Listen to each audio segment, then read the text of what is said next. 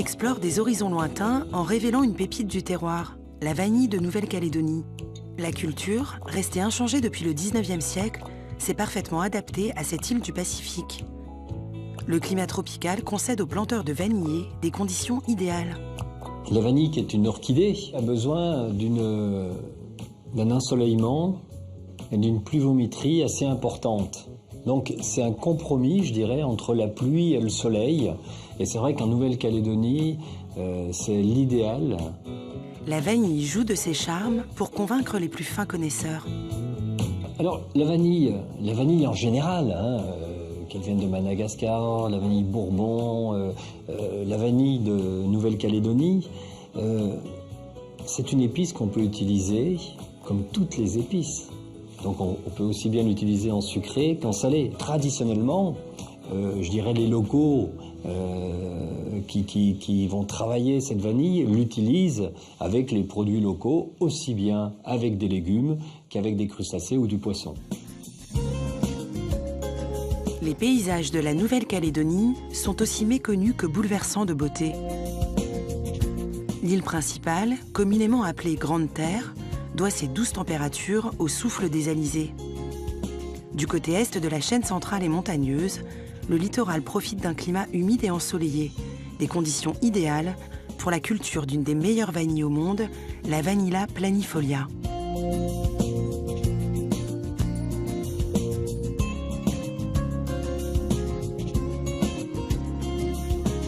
Au pied du Mont Mou, à quelques 25 km de Nouméa, se situe la ville de Païta. Julien Pascal, un jeune agriculteur passionné par les sciences, la nature et la botanique, s'est installé ici en 2004. Il a jeté son dévolu sur la culture de cette orchidée. Je suis arrivé sur ce terrain, c'était en fait une opportunité lorsque j'ai rencontré mon voisin qui a commencé son activité en même temps que moi. Et je lui ai parlé de mon projet, il était séduit qu'un petit jeune veuille s'installer dans l'agriculture et il m'a proposé de me louer une petite surface pour que je puisse faire mes essais de vanille. Donc on arrive sur mon lieu de production, on a en bas une première ombrière qui date de 2007, donc lorsque je me suis lancé dans l'aventure vanille, ce sont mes 700 premières boutures. Puis en 2010, j'ai fait une extension d'activité et j'ai replanté donc la deuxième ombrière, on voit qui est beaucoup plus belle. Et là, j'ai replanté à nouveau 900 boutures de vanille. Cet ancien ingénieur en sciences et techniques des aliments n'a pas hésité à changer de vie pour se lancer dans cette aventure épicée. En 2007, je me suis posé la question de s'il y avait un potentiel, quelque chose à faire au niveau agricole, parce que je voulais retrouver vraiment un travail en pleine nature, comme je le faisais. J'ai une formation d'œnologue au départ, et je voulais retrouver cette promiscuité avec la nature. En bon perfectionniste, Julien s'est méticuleusement renseigné sur la culture de la vanille. Il en connaît l'histoire sur le bout des doigts. La vanille est arrivée en Nouvelle-Calédonie en 1860, transportée par le pasteur MacFarlane, qui est arrivé sur l'île de Lifou. Et la vanille a été cultivée pendant plus d'une centaine d'années sur l'île de Lifou par les Mélanésiens, mais plus pour le côté ornemental de la plante que pour l'aspect gustatif des gousses. C'est seulement dans les années 80 ou 90 qu'il y a eu un intérêt commercial pour la gousse. Quand on a vu ce qui se faisait sur la Réunion, on s'est dit on a un potentiel en Calédonie. Donc là, les pouvoirs publics ont forcé un petit peu la filière à se développer, et notamment sur l'île de Lifou. Un nouveau métier donc, mais que le jeune agriculteur s'est approprié. Et son expérience en œnologie y est pour beaucoup. La culture de la vanille, effectivement, c'est assez complexe, parce que la vanille est une orchidée, c'est une plante qui est relativement fragile, qui a certaines exigences. Il faut être très tatillon. Mais après, c'est comme toute culture, une fois qu'on a appris à apprivoiser le végétal, il n'y a rien de sorcier. Ce qui me plaît dans la culture de la vanille, déjà, c'est le produit en tant que tel, parce que c'est quelque chose d'assez ahurissant de voir cette plante qui ressemble, c'est une orchidée, qui ressemble à une plante grasse, et qui peut arriver à fournir ces gousses parfumées et tout ce que ça évoque derrière, souvenirs d'enfance, au niveau gustatif, au niveau odorat. Ensuite, c'est l'environnement dans lequel on peut travailler en Nouvelle-Calédonie, que ce soit ne serait-ce que sous les ombrières.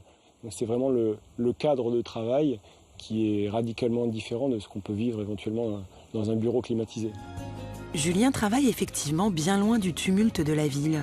Les conditions et le terroir adéquats de cette culture lui ont permis de développer un produit exceptionnel, doté d'une spécificité inédite au monde. À Paris, Gérard Thorin, un des meilleurs ouvriers de France glacier, et le chef Guy Martin évoquent dans un échange gourmand toutes les facettes insoupçonnées de ce produit rare. On a une vanille tout à fait exceptionnelle. D'ailleurs, on voit très bien son côté givré déjà qui note des arômes de vanilline fort présents. Et puis, c'est vrai qu'en Nouvelle-Calédonie, on a la chance d'avoir un taux de vanilline qui est largement supérieur aux autres gousses de vanille. Aux autres vanilles, mais alors, justement, ce côté givré, est-ce que ça vient de la variété de la vanille? Est-ce que c'est givré après? Vous pouvez un petit peu nous expliquer comment ça marche? Absolument. La vanille, en fait, givre naturellement quand son taux de vanilline est suffisamment élevé. Et ce que l'on voit, donc, ce sont les cristallisations, la cristallisation de la vanilline. Donc, ce qui veut dire que c'est un process qui a été jusqu'au bout, qui a été emmené avec toute la qualité nécessaire pour qu'il y ait le taux d'humidité qui est entre 45 et 50%, et la vanilline va ressortir et cristalliser naturellement. C'est vraiment l'aboutissement de tout un process de fabrication qui donne ce visuel de qualité. Ce visuel de qualité et aussi ce goût.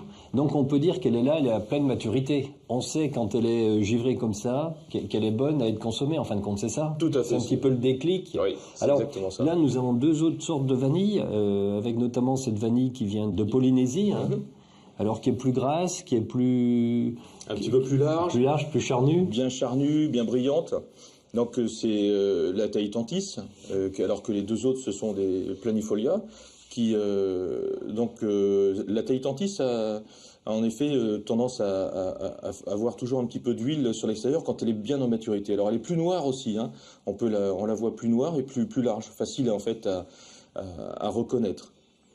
On a au milieu donc celle de l'île de la Réunion ou je dirais de toute la zone Bourbon, hein, puisque c'est une zone géographique qui est définie depuis l'île de la Réunion, qui s'appelait l'île Bourbon précédemment. On a donc une vanille là qui est un peu plus petite et puis un peu plus brune, et qui est vraiment issue d'un terroir particulier sur la zone Réunion et Madagascar, puisque Madagascar, sur le nord-est de Madagascar, on a aussi les très belles vanilles Bourbon. Et alors vous voyez là aussi la taille qui est différente, hein. On voit la vanille Tahiti qui est impressionnante en taille. On a donc la vanille Bourbon qui est un peu plus petite, plus réduite. Et puis on a celle de Nouvelle-Calédonie, magnifique, qui est autour de 20 cm et qui a aussi cet avantage d'être givrée. Ce qui est important quand on achète la gousse de vanille, c'est de regarder donc sa brillance, voir donc sa couleur aussi. Et vous voyez, je fais un nœud avec, tout simplement. À partir du moment où je peux faire un nœud, c'est dur. Voilà, elle a 45-50% d'humidité.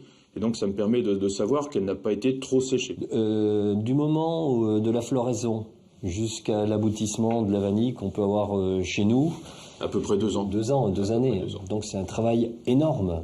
Alors, il y a énormément de variétés d'orchidées, mais il y a très peu de variétés d'orchidées qui donnent de la vanille. Complètement. En effet, il y a une centaine de variétés d'orchidées qui donnent ce qu'on va appeler de la vanille. Mais pas toutes, évidemment, ne sont aussi intéressantes. En l'occurrence, on a à peu près 3 grandes familles d'orchidées qui vont donner donc les 3 grandes familles de vanille. Alors, en l'occurrence, là, on a la Tahitantisse et la Planifolia, mais on a aussi la Pomona, qui est une gousse de vanille intéressante de par sa forme. On appelle aussi, Madagascar, on l'appelle la vanille banane. Ah, elle est très belle aussi. Elle est très très belle, très large, une très belle gousse. Il n'a pas une très forte note aromatique vanillée, mais qui peut être tout à fait intéressante aussi dans la cuisine et dans la glace, dans la pâtisserie. Les habitants de la commune de Païta ne soupçonnent pas qu'en franchissant cette petite rivière, près de 1600 plants de vanille sont cultivés par Julien. L'épice aujourd'hui répandue dans le monde entier aurait pu ne jamais agrémenter nos recettes. Originaire du Mexique, la vanille est cultivée par les Amérindiens puis découverte au XVIIe siècle par les conquistadors espagnols. Ils l'emportent à bord de leur bateau vers l'Europe puis vers la zone Bourbon. Seulement sur l'île de la Réunion, l'insecte pollinisateur n'existe tout simplement pas. C'est un botaniste en herbe qui trouve la solution presque par hasard. Moi, j'ai fait le choix de Vanilla planifolia parce que c'est celle qui est arrivée en Nouvelle-Calédonie, c'est celle qui est originaire du territoire, donc je n'allais pas planter autre chose, surtout qu'on On n'introduit pas n'importe quel matériel végétal en Nouvelle-Calédonie. On essaye de préserver la flore endémique. Et là, il y a une petite anecdote qui est relativement bien connue de tous les planteurs de vanille. La petite histoire de cet esclave réunionnais qui s'appelait Edmond, un petit gamin de 11 ans qui était passionné de botanique et qui a découvert la manipulation effectuée sur les fleurs de vanille pour obtenir le fruit. Et le maître voit quelques vanilles qui ont grossi sur le plant de vanille. Il dit « Ah tiens, c'est étrange, j'ai des vanilles. » Et le petit gosse lui dit « Oui, mais c'est moi qui les ai pollinisées. » Alors imaginez, le maître, il lui a rayonné. Et 2-3 jours après, quand il voyait qu'il y avait de plus en plus de gousse sur ce pied de vanille, il a demandé à l'esclave de lui montrer comment est-ce qu'il faisait. Edmond Albius a donc mis le doigt sur la fécondation et a transmis son savoir-faire à de nombreux planteurs. Lorsque le plant est suffisamment vigoureux au niveau implantation racinaire, au bout de 2 à 3 ans, on a de bons résultats sous ombrière, c'est un peu plus rapide. Chaque fleur de vanillé est pollinisée à la main par un opérateur qui va mettre en contact le pollen sur le pistil en chantant une petite membrane qui est là normalement et qui isole les deux parties. La floraison, c'est entre mi-septembre et mi-décembre pour la Nouvelle-Calédonie. Si la pollinisation a pris, la fleur va rester accrochée, va sécher et ensuite la petite vanille va grossir jusqu'à atteindre sa taille adulte en l'espace de 8 semaines. Julien a étudié la moindre étape de cette culture afin d'assurer le processus de fructification. Chaque balai scelle une quinzaine de gousses et leurs lianes peuvent mesurer jusqu'à 30 mètres. Là, on effectue une opération qu'on fait quasiment en continu tout au fil de l'année. C'est l'opération de bouclage qui consiste en fait à reprendre les nouveaux rejets de l'année et à les amener vers le sol de telle manière à ce que la plante s'enracine à chaque tour et se renforce au niveau racinaire. Ce qui va permettre non seulement d'avoir une belle floraison, mais à la plante de supporter toutes ces gousses, parce que lorsque les gousses vont grandir, elles vont puiser énormément d'énergie. Donc c'est un travail qui est assez long, rébarbatif, mais qui est indispensable au bon équilibre de la plante et à l'obtention de belles gousses. Après 10 mois de patience, lorsque la maturité des gousses est optimale, elles sont récoltées une à une, sur une période de 4 mois. Julien suit le protocole réunionnais pour les préparer et les affiner. Les gousses sont récoltées à pleine maturité, elles sont immergées dans de l'eau à 65 degrés pendant 3 minutes, ce qui va permettre d'une part de mortifier les cellules, donc on arrête la maturation de la gousse, et ensuite à 65 degrés on amorce les processus de fermentation et de réaction enzymatique. À la sortie du bassin d'eau à 65 degrés, on va procéder à une étape d'étuvage, donc qui consiste à garder cette température le plus longtemps possible. Cette étape dure environ 24 heures. Les gousses sont rassemblées dans une grosse enceinte type glaciaire, dans une atmosphère saturée en humidité. Les gousses sont toujours aussi dures, toujours aussi cassantes. Par contre, elles ont entièrement changé de couleur. Elles sont devenues brun noir chocolat et on commence à voir des effluves de vanille, de vanilline qui sortent de ces gousses. La deuxième étape consiste à sécher les gousses. Les gousses captent le rayonnement infrarouge, elles chauffent. Une fois que les gousses sont chaudes, on les regroupe entre elles pour avoir une inertie et on va les remiser jusqu'au lendemain. Ces opérations soigneusement répétées feront perdre aux gousses de vanille jusqu'à 30% de leur poids d'origine.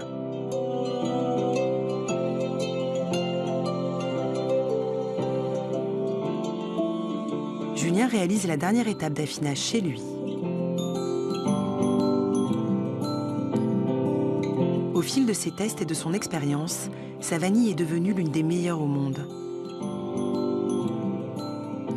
À la fin du séchage à l'ombre, les gousses de vanille sont remisées dans des malles en cohue que j'ai fabriquées et les fagots sont entassés dans ces malles d'affinage et elles vont y rester pendant une durée minimum de 9 mois. Pendant la période d'affinage, on va avoir le gradient d'humidité qui va s'homogénéiser entre le cœur de la gousse et l'extérieur avec des produits aromatiques qui vont migrer vers l'extérieur et au contact de l'air, la vanilline par exemple va cristalliser, ce qu'on appelle le phénomène de givre. Et ça c'est un phénomène pas unique mais extrêmement rare. En fonction de leur taille, Julien vérifie la souplesse et la texture de chaque gousse avant de les mettre lui-même en tube. Le travail du producteur de vanille, il est en 2 temps. Il y a toute la partie production sur la plantation et puis il y a la deuxième journée qui se fait quand il fait nuit. Donc souvent le soir à partir de 20h jusqu'à minuit, parfois 1h du matin, on fait tout ce qui peut se faire à la lumière artificielle. Donc le calibrage en fait partie. Le calibrage consiste à prendre les gousses une par une, les poser sur une réglette et répartir la production en fonction des tailles. 12-14 cm, 14-16, 16-18, 18-20 cm et 20-22 cm sont destinés aux grands restaurants et puis des grands noms d'épicerie fine.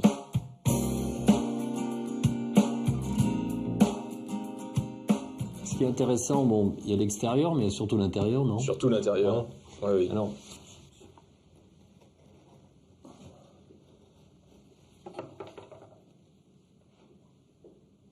et là, c'est le bonheur, non? Voilà. Hein? Ça, c'est beau, ça. Ça, c'est beau, non? Ouais. Donc, en effet, il y a 80% de l'arôme qui se trouve à l'intérieur de la gousse de vanille. Hein. Alors, regarde, on a Ah, là, c'est magnifique, ça. là vraiment Hein? le caviar de la vanille. Là, on a un grain donc très fin, très petit, qu'on va retrouver dans nos préparations. Alors, il faut faire attention quand on gratte la gousse de vanille comme ça, parce que il peut y avoir donc des petits, un petit peu de pulpe aussi. Hein. Et donc, cette pulpe est pas toujours très intéressante dans les préparations, donc on la chinoisera après.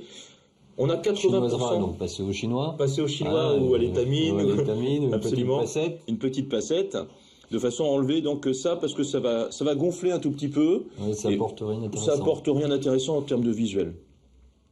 Et puis, on a donc 20% du parfum qui est donc sur cette partie, ce que j'appelle le bois de la vanille.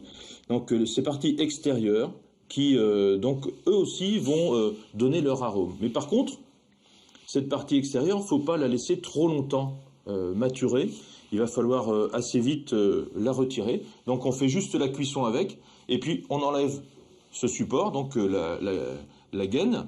Parce qu'il faut savoir que la vanille s'appelle vanille de l'espagnol vanilla, qui veut dire gaine fine, de mémoire. Petite gaine, je crois. Petite gaine. Et donc, cette gaine-là, c'est du bois, et jamais on mixe la gousse dans la préparation, parce que ça donne de l'amertume. Souvent, c'est conservé dans des petites... des petits tubes en verre, en effet. Oui. Alors, c'est très très bien tant qu'ils sont fermés. Hein, c'est très très bien, il faut les conserver à l'abri de la lumière. Mais une fois qu'ils sont ouverts, après... La conservation, c'est là où ça se complique un peu. Ça se complique un peu. Et il peut y avoir donc la vanille qui se sèche. Moi, j'ai mon petit truc.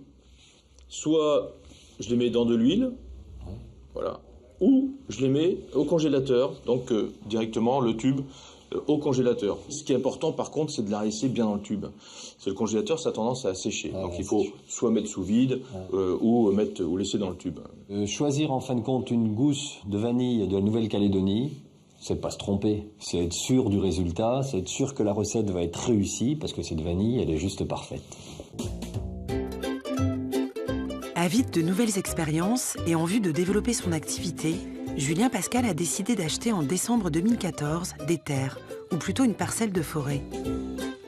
Situé au pied du Mont Mou, l'endroit est tenu secret, à l'abri des regards indiscrets. Une exploitation surprenante qui prouve une fois encore l'audace du jeune agriculteur. Engendrer plus de bénéfices n'est pas réellement son objectif. Julien expérimente et se joue des lois de Dame Nature. C'est une ancienne taraudière. Donc on remarque qu'il y a des niveaux qui ont été définis par les Kanaks il y a plusieurs dizaines d'années. Il a fallu débrousser un maximum d'arbres pour obtenir un taux de luminosité aux alentours de 50%, ce qu'on recherche pour la vanille. Ensuite, aménager la parcelle en plantant les tuteurs qui permettent de supporter les lianes, amener le substrat de culture et ensuite faire les travaux d'irrigation pour pouvoir suppléer le manque d'eau en période de sécheresse. On a très peu de recul en fait sur la culture de vanille en Calédonie. Et moi, tout ce que j'ai fait jusqu'à présent, je travaille seul depuis 7 ans. J'ai aucun appui technique, que ce soit au niveau de la province ou que ce soit au niveau des institutions en Calédonie. Donc je m'inspire beaucoup de la bibliographie, de tout ce que je peux glaner comme information sur Internet. Et puis je fais des essais. Et puis au fur et à mesure, j'affine mon mode de culture et mon protocole de préparation. Le protocole et les conditions de culture sont sensiblement les mêmes que sur son exploitation de Païta. En termes de rendement, il faut là encore composer avec la nature. L'investissement financier pour une plantation en milieu naturel, c'est quasiment la même chose, rapporté au nombre de pieds qu'une ombrière. Après, les rendements par pied sont inférieurs sous ombrage naturel qu'en ombrière. Parce qu'effectivement, sous ombrière, toute la culture est dédiée au vanillé, alors qu'ici, il y a une concurrence au niveau du sol avec les arbres. Mais encore une fois, sur une grande propriété, on peut planter plus. Donc on est plus sur un mode de culture extensif, plus respectueux de l'environnement, de la nature, qui s'inscrit plus dans la nature qu'une ombrière. C'est vraiment un choix. Et sur ce terrain en dénivelé, rigueur et organisation semblent être les maîtres mots. L'alignement précis des pieds de la vanilleraie aide le planteur à rationaliser toutes les opérations, de la fécondation à la récolte. Le développement de cette activité demande plus de temps aussi, mais c'est sans doute l'amorce d'une nouvelle filière. À partir d'une bouture, c'est un tout petit peu plus long qu'en ombrière. Dans les ombrières, on peut compter avoir les premières floraisons, qu'à peu près 40-45% des plants qui fleurissent au bout de 2 ans. Là, en forêt, il va falloir compter 3 à 4 ans facilement, parce que la croissance est beaucoup plus lente. Mais j'espère qu'avec une croissance plus lente, peut-être que ça se vérifiera, on aura un produit encore plus qualitatif. Même si je me développe, que je plante 10, 15 ou 20 000 boutures, je n'arriverai jamais à assumer tout seul la charge de travail. Donc ça passera soit par l'emploi de personnes, mais ça veut dire aussi de gros investissements dans des parcelles, soit l'association avec d'autres agriculteurs pour créer une véritable filière vanille en Nouvelle-Calédonie, tout en gardant à l'esprit qu'il faut produire ce produit rare et de très haute qualité que je fabrique actuellement et qui répond vraiment à des exigences du marché international. Julien produit en moyenne 250 kg de vanille par an, une quantité toute relative à l'échelle internationale. Parmi ses clients, les Japonais, proximité oblige, mais aussi les Européens. Et le producteur met un point d'honneur à vendre son produit à ses premiers clients, les Calédoniens, sur le marché de Nouméa. Chaque samedi, il fournit ses revendeurs, comme Sophie, une spécialiste des épices. Un rendez-vous convivial.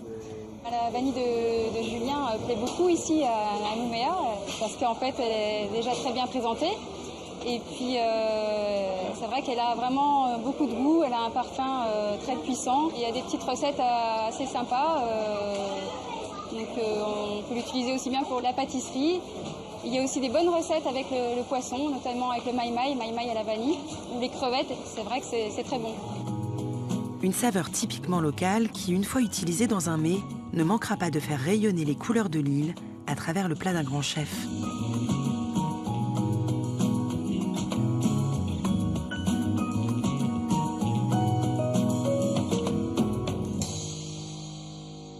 Alors Gérard, je vous ai préparé ce dessert à base de ces belles gousses de vanille bien grasses, bien généreuses de Nouvelle-Calédonie, avec les premières pêches françaises. Et vous qui êtes glacier, qui aimez la pâtisserie, qui aimez les belles choses, le sorbet à la vanille est fait avec le fond de pochage des pêches, donc avec les noyaux qui ont donné ce côté un petit peu amer.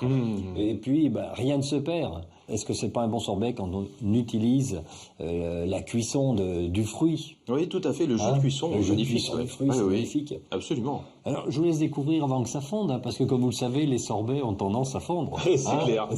C'est fait pour nous rafraîchir. Hein. Alors. Ah oui, d'accord. Très bien. Belle texture. Et puis la vanille, il n'est pas pour rien. La vanille, on le sent bien. Ouais. Et puis ce nougat, là, qui vient secouer un petit peu. C'est... Voilà. Des compositions qui sont agréables. Un produit qui est rafraîchissant. La gousse de vanille qui nous emmène vers un univers avec au tout début donc une entrée en bouche qui est sur la pêche. Et puis ce côté croquant qui nous donne envie de revenir sur le dessert. Voilà, c'est une belle composition. Vanille et pêche, on ne peut pas se tromper. Ça marche bien, non? On peut pas se tromper. On peut pas se tromper. On peut pas se tromper. Et c'est vrai que la pêche, ce côté aussi fruité, on est sur des saveurs délicates là. On est sur des notes très sensibles, on est sur des choses... Très féminin, je trouve. C'est très féminin en plus. J'ai envie de dire, quelque part, on se rapproche d'un dessert classique, qui était donc la pêche melba. Tout à fait. C'est un clin d'œil à la pêche melba. Un beau clin d'œil à la pêche melba, qui était en effet une pêche donc pochée au sirop léger. À l'époque, ils n'avaient pas dû mettre de vanille parce que c'était pas encore suffisamment connu. La mode. Pas la mode. Avec une petite gelée de groseille et puis une glace donc simple au lait à l'époque. Mais là, ce sorbet est complémentaire et on est sur toute une douceur. Donc au-delà même de la présentation, qui est importante, on a donc cette douceur, cette longueur en bouche et ce retour en nez de la vanille. Extraordinaire, ouais. Ce retour en nez, il est vraiment extraordinaire. C'est là où l'on voit que quand on utilise une vanille de qualité ou un autre produit de qualité, On a le retour sur investissement là. Et là, c'est vrai, là, en rétro, c'est énorme. Alors c'est vrai qu'on peut dire, bon là, il y a un producteur qui est jeune, un produit qui est jeune quand même, parce qu'il n'y a pas longtemps qu'il est travaillé en Nouvelle-Calédonie, et ça donne juste un produit, enfin, une vanille, enfin, je dirais parfaite si la perfection existe. Et c'est ça, je trouve que c'est un vrai message d'espoir, que c'est un grand sourire de dire, voilà, on peut avoir des idées, un beau produit, et en quelques années, donner du plaisir à un plus grand nombre. Et ça, c'est ce que j'aime aussi dans notre métier.